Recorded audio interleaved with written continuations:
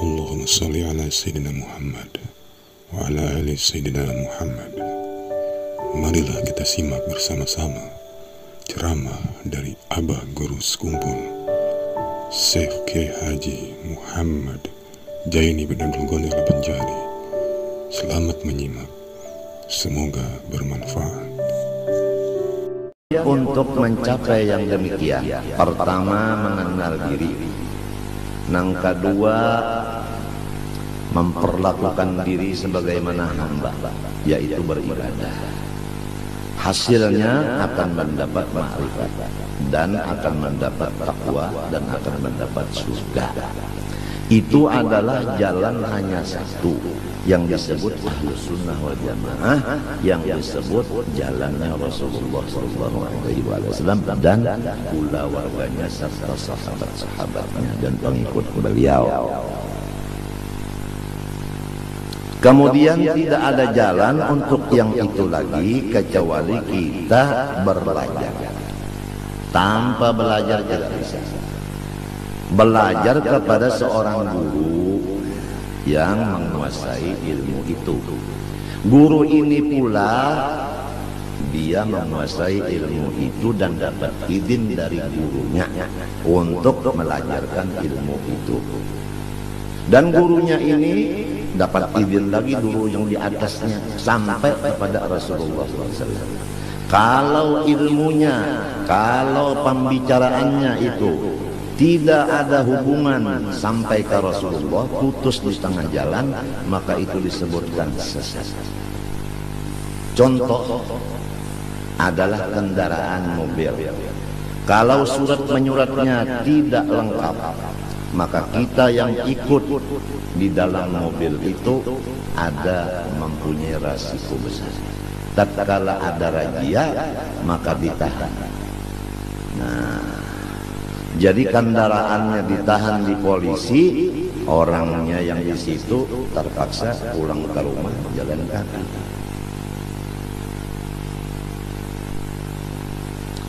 Jadi harus orang-orang yang menjadi pemimpin masalah agama, terutama masalah ma'rifat kepada Allah, yaitu mengenal diri ini, harus orang yang menguasai ilmu agama betul-betul, yang berdasarkan Ahlus Sunnah wal Jamaah dan dapat izin dari syekh yang di atasnya.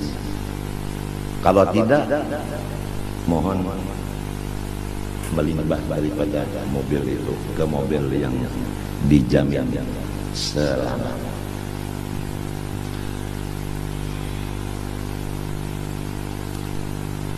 Adapun contoh kita untuk yang demikian keseluruhan hanya satu, Rasulullah SAW. Jadi bagaimana Rasulullah SAW umpamanya sholat? Beliau sholat itu mengatakan adalah khusyuk dan beliau melaksanakan khusyuk karena perintah Allah supaya sholatnya khusyuk. Qad aflahal mu'minun alladzina hum fi salatihim khashi'un. Orang beriman itu beruntung. Tandanya nomor satu khusyuk di dalam sholat. Khusyuknya Rasulullah dalam sholat, coba kita belajar kepada guru. Guru itu belajar dari gurunya, dari gurunya sampai kepada tabi'in. Tabi'in ini belajar prakteknya dengan sahabat. Sahabat itu mempraktikkan apa yang dipraktikkan Rasulullah. Jadi sholat itu tidak bisa dilajarkan dengan mendengar-dengar begitu aja. Harus belajar praktiknya dengan orang yang sudah selesai belajar praktik. Bukan teorinya aja, bukan. Cara Rasulullah mengangkat tangan gimana? Cara Rasulullah meletakkan tangan di mana? Gimana? Cara Rasulullah meletakkan dua kaki waktu berdiri, waktu sujud gimana? Itu cara mata Rasulullah, letaknya kemana tujuannya? Itu cara bacaan Rasulullah gimana? Hati Rasulullah gimana? Itu harus dikuasai. Misal contoh sholat. Nah, sekedar kita mencontoh sholat sebagaimana Rasulullah yang diajarkan beliau, sallu kama ra'aitumuni usolli, kamu sholat lihat sebagaimana saya. Tentu yang dilihat itu yang zahirnya dulu. Kalau yang zahirnya sholatnya udah lain, pakaiannya bukan seperti pakaian Rasulullah waktu sholat, mengangkat tangannya bukan seperti Rasulullah, bacaannya bukan seperti Rasulullah, ruku' i'tidal bukan seperti Rasulullah, bacaannya bukan seperti Rasulullah, udah nggak bisa dia mengenal diri. Otomatis dia tidak bisa mengenal Allah, otomatis dia tidak bisa mengajar orang lain untuk mengenal diri dan mengenal Allah, otomatis tidak bisa mencapai takwa kepada Allah, otomatis hidupnya sengsara. Kalau terjadi orang yang tidak mengikut Rasulullah hidupnya bahagia, maka itu tidak ada lain dari istidraj, lanjuran semata-mata. Itu yang disebut di ayat sanastadrijuhum min haitsu la ya'lamun wa umli lahum inna kaidi matin. Kami berikan apa aja terhadap mereka. Kesehatan diberi, harta diberi, kekuasaan diberi, kemuliaan diberi, dan semuanya diberi. Tapi hawas, tatkala habis umurnya dia langsung mendapat jahanam. Dunianya hanya di surga. Tapi kalau orang saleh, Rasulullah contohnya, asyaddun nasi bala'an al-anbiya, thumma al-ulama, thumma al-amthal fal-amthal, atau kama qala sallallahu alaihi wasallam. Ini beda. Orang saleh, terutama Rasulullah, tanda kesolehannya adalah musibah dan bala, penyakit dan pikiran yang berat-berat. Itu saling sehari tambah barat, tambah banyak, tambah macam-macam. Dirinya sakit, mertuanya sakit, istrinya sakit, anaknya sakit, kentongnya juga sakit. Itu tambah hari tambah banyak, tambah hari tambah banyak, tambah hari tambah banyak bebannya itu. Itu tandanya orang soleh. Kalau tandanya orang dilanjur, dia sehat segar bugar, istrinya juga, anaknya juga, keluarga juga, hartanya tambah terus, nggak ada apa, dilanjur. Seperti itu apa, kerbau atau sapi itu diberi makanan, diberi suntikan macam, akhirnya disembelih jadi kurban. Mau begitu? Tentu jawabannya no.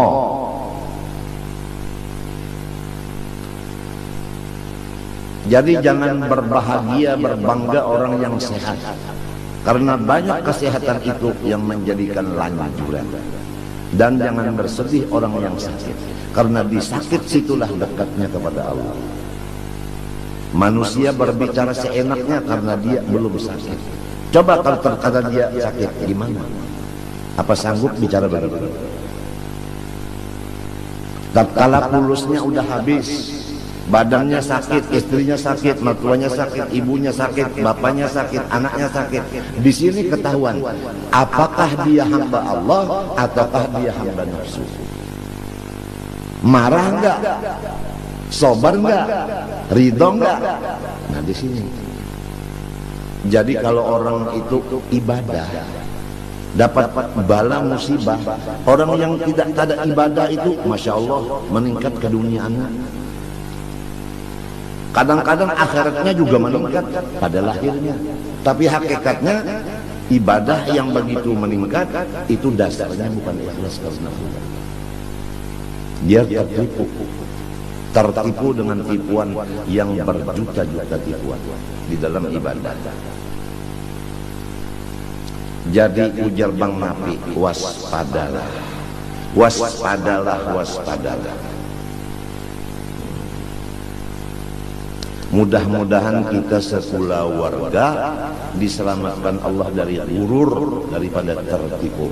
Mudah-mudahan Allah menyelamatkan kita daripada tertipu. Tertipu dengan ibadah, tertipu dengan kesehatan, tertipu dengan kekayaan, tertipu dengan pengikut, tertipu dengan macam-macam kesehatan dan lain-lain. Allahu Akbar. Kebanyakannya umat tertipu ini dua. Pertama sehat badan, yang kedua tidak ada kerjaan. Kalau kita sibuk dengan kerjaan, insya Allah bisa selamat. Kalau kita sakit, insya Allah banyak selamat. Tapi kalau sehat dan banyak waktu yang kosong, disinilah banyaknya tertipu. Ni'matan maghbunun fiha katsirun minan nas as-sihha wal faragh, kata Rasulullah.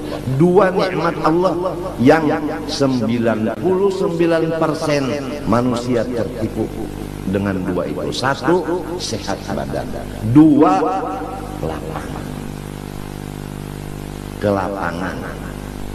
Tapi kalau orang sempit, kalau orang sakit, biasanya ya Allah, ya Allah, ya Allah, begitu. Kalau udah lapang, kalau sudah sehat, jarang. Mungkin ya Allah, ya Allah, mungkin ya. Waspadalah, waspadalah. Masya Allah, Masya Allah. Lihat kalau kata-kata orang soleh, tatkala dapat musibah dirinya atau istrinya atau anaknya, apa yang dikata orang soleh? Ajar wal afiyah insyaallah la ghair. Ini pahala dari Allah dan ini tandanya afiat batin. Begitu. Rasulullah bagaimana? Tathhir labas. Penyakit dan bala musibah ini penyuci, pensuci, tidak ada lain. Titik kata Rasulullah. Jadi kalau orang sehat sekeluarga, hartanya meningkat terus, waspada. Itu mungkin adalah 99% lanjuran dari Allah. Tapi kalau orang sakit, kantongnya sakit, badannya sakit, istrinya sakit, anaknya sakit, aduh, syukurlah kepada Allah, karena Allah membersihkan. Hartanya dibersihkan, badannya dibersihkan, istrinya dibersihkan, anaknya pun dibersihkan. Kalau orang yang sebaliknya, mungkin ini tidak ada dibersihkan, jadi kotornya tambah hari tambah banyak, tambah hari tambah banyak, tidak ada tathhirnya sama sekali. Darah itu juga kalau tidak dicuci kotor, matinya ada cuci darah. Tapi kalau sudah dicuci itu segar. Kemarin ulun dicuci darah segar. Alhamdulillah hari ini kawal bemamai. Semalam ulun belum bacuci hari Ahad, senayan cucinya bawa uyuh benawak inyak kotor belum diberasi, udah diberasi Sabtu minggunya sehat. Jadi memang pensuci itu penting. Pensucinya itu adalah bala. Coba Andika tusuk 2 jarum yang besar, 2 di sini, 5 jam begini aja nggak boleh bergerak-gerak posisinya. Rasakan 5 jam, seminggu 2 kali rasakan. Bagaimana? Ini cara Tuhan membersihkan, yaitu dengan ujian begitu. Kadang-kadang menusuknya lepas lagi yang menusuk karena takut, atau karena yang disusuk cantik. Yang menusuk ini terpengaruh dengan kecantikannya, apalagi yang disusuk itu senyum seperti senyum Pepsodent. Nah, si ciluru telu papat limo 6 peto. Yang kewalu, yang ke-9 baru dapat ditusuk. Subhanallah. Yang menusuk enak, yang disusuk lasa lenyap. Seminggu 2 kali, Masya Allah. Kalau yang lain-lainnya ketawa terus, gitu terus, karena dia tidak dirasakan. Tidak dirasakan tanda-tanda orang soleh di dirinya. Dia dilanjur oleh Allah. Sanastadrijuhum min haitsu la ya'lamun wa umli lahum inna kaidi matin. Apalagi orang yang zalim, yang berani kepada ulama, yang menentang kepada wali Allah Ta'ala, yang menghinakan kepada wali Allah Ta'ala, yang tidak memberikan maaf pada kesalahan orang-orang Islam. Coba lihat apa? Masya Allah, Masya Allah. Orang yang begitu namanya zalim, sifat keras begitu zalim namanya. Innallah yumli lidh-dhalim. Allah Ta'ala memberikan apa aja bagi orang yang zalim, tapi hatta idza akhadahu lam yuflitu, sampai masanya Allah menyiksa, tidak bisa dia melepaskannya. Emang kalau maling atau pencuri itu Tidak ada yang tahunya sama sekali, hati-hati. Itu yang maha tahu yang akan memasukkan ke penjara neraka. Kalau pencuri itu satu pun nggak ada yang tahu, atau ada yang tahu itu pencuri tapi didiamkan, karena yang mendiamkan itu pencuri juga.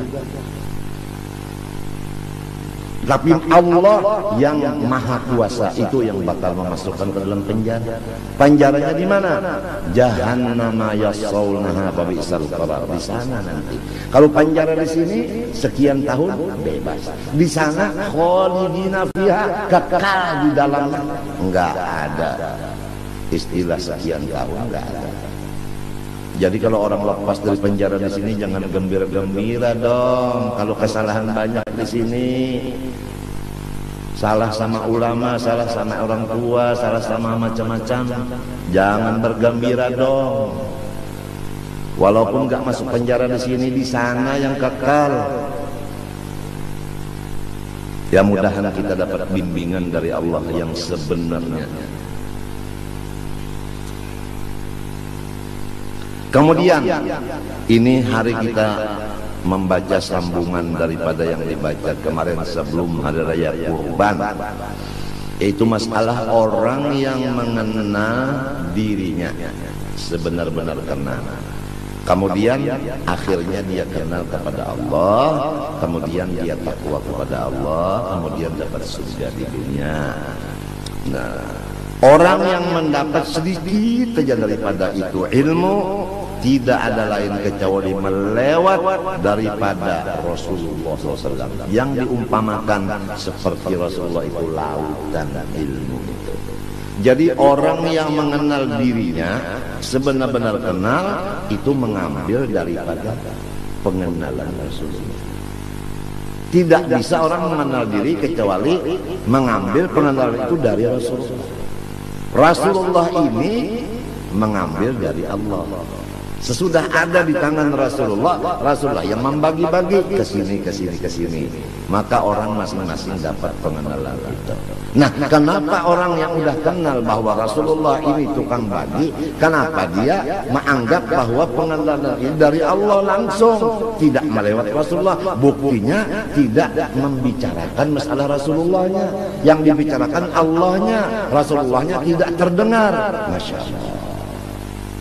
Mana bisa kita dapat ayah tanpa kakek duluan? Paham? Nah, kenapa kita mengingatkan kakek, ayah ditinggalkan, sedangkan kita mengambil dari ayah bukan langsung dari kakek? Itu hanya contoh.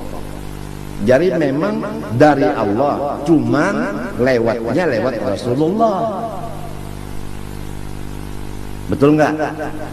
Betul nggak?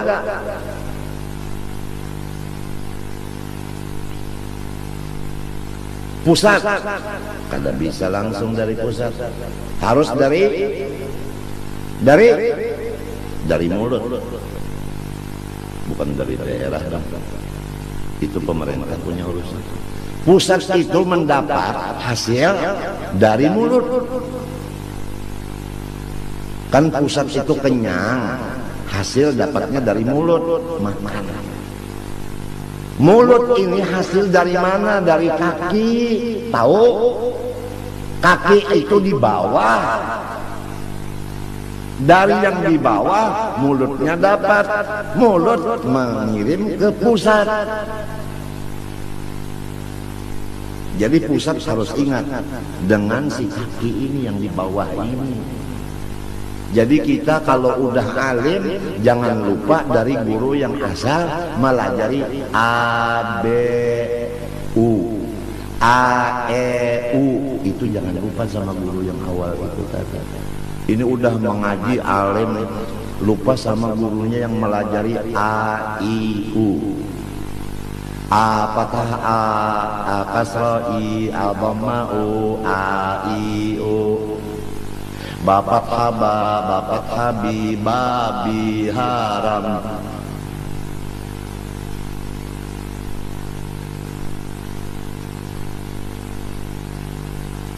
Biasanya udah alim lupa sama. apalagi udah alim punya Mercedes. Gurunya yang asal melajari A, I, U itu tadi batukan, jalan kaki. Yang muridnya yang melajarnya udah pangkatnya tinggi, udah hartanya banyak, udah mobilnya aduh, nggak ada assalamualaikumnya, nggak ada. Paling-paling kalau assalamualaikum karena gurunya udah tengkong tangannya begitu, karena stroke, assalamualaikum.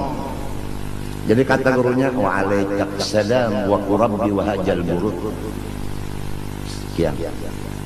Akhirnya apa muridnya? Ada yang picak satu, ada yang berburut, ada yang berkurap. Karena kawalat sama gurunya.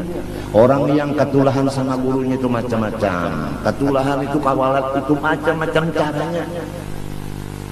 Ada yang hartanya habis, ada yang rumah tangganya berantakan, ada yang parutnya macam-macam.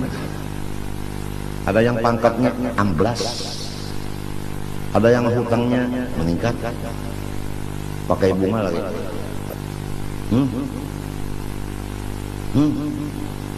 Carilah bank yang menguntungkan, jangan bank yang terusannya kerak, bangkrut.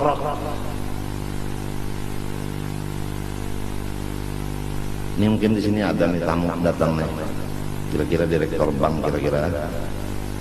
Maaf Pak ya, kebetulan Bapak di rumah saya, jadi saya yang berkuasa.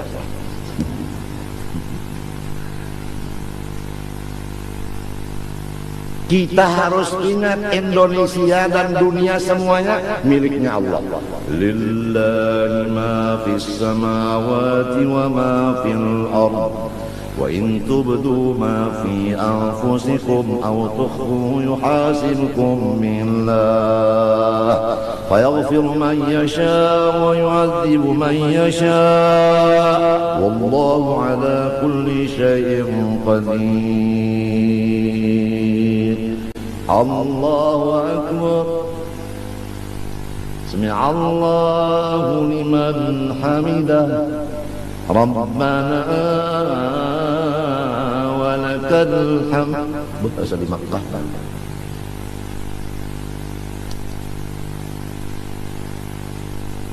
Apa kata Allah? Lillah ma fis samawati wa fil ardi milkan wa mulkan wa khalqan wa abdan. Tafsirnya begitu.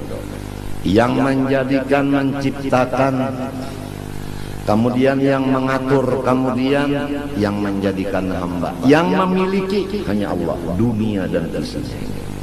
Jadi Indonesia ini bukan milik perseorangan, miliknya Allah. Bukan milik perseorangan, maksudnya manusia. Jadi kalau rumah ini milik saya punya program di rumah. Istri saya kerjaannya ini, anak saya ini, khodam saya ini, kemudian lagi yang lain-lainnya ini. Apabila satu di antaranya tidak merasakan hukum yang sudah saya programkan di rumah ini, maka saya marah. Nah, marahnya saya ini menyebabkan rumah tangga ini kacau. Jadi kacaunya negara karena Allah yang marah, marahnya Allah karena hukumnya dilanggar. Kalau ingin Indonesia dan lain-lainnya ini aman, kembalilah kepada hukum Allah. Selesai masalah. Cuma kenapa hukum Allah tidak diingini oleh masyarakat sekarang? Bahkan dianggap hukum Allah ini teror dan sebagainya. Kenapa? Sedangkan yang punya ini Allah, jangankan dunia, diri kita aja miliknya Allah. Mau diapain sama Allah? Kapan sadarnya kita? Kita ini hamba Allah, bukannya kita memiliki sesuatu. Kita dimiliki oleh Allah, bukan kita punya milik. Kita dimiliki oleh Allah. Sadarlah. Tunduklah kepada hukum Allah. Ini hukum Allah dibilang keras.